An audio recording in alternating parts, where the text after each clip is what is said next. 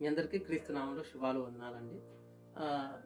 యోబు గారి గురించి, యోబు గ్రంథం గురించి మనం కొన్ని మాటలు మనం చూద్దాం. గ్రంథంలో మనం ఒక మాట చూడగలిగినట్లయితే యోబు గ్రంథము 19వ అధ్యాయము 23వ వచనంలో, నా మాటలు వ్రాయవలనని నేను ఎంతో కోరుతున్నాను, అవి గ్రంథములో వ్రాయవలనని నేను ఎంతో కోరుతున్నాను అన్నాడు. యోబు గారు నా మాటలు గ్రంథంలో రాయబడాలి అని ఎంతో కోరుతున్నాడంట. అయితే యోబు గారు ఈ గ్రంథం అనేది రాయలేదు.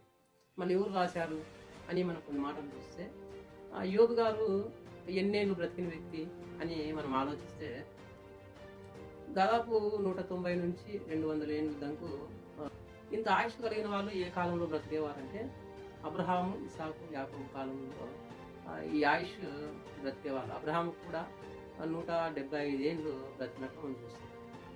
అంటే యోబు గారు కూడా ఆ కాలంలో బ్రతికిన వ్యక్తి అని మనకు తెలుస్తుంది.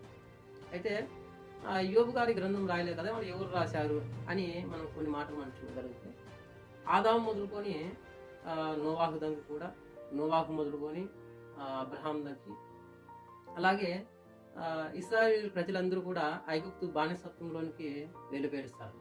అప్పటిదాకా కూడా 400 ఏళ్ళు బానిసత్వంలో ఉంటారు. ఆ తర్వాత మళ్ళా పాలు తేనెలు ప్రవహించే దేశానికి మోషే గారు సారథ్యంలో మనకి అక్కడ కనిపిస్తుంది.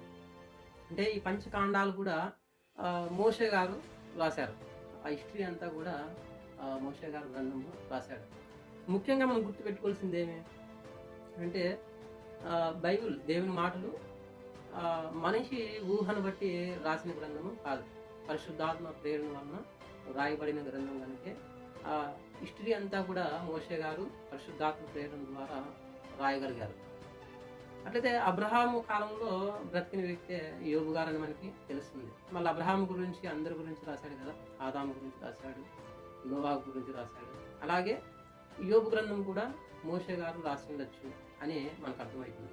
అంటే మోషే గారు రాశారని కాదు, మోషే గారు రాసి ఉండొచ్చు అనేది ఒక అభిప్రాయం. దేవుడు ఈ మాటలు మీ జీవితాల్లో దేవుడు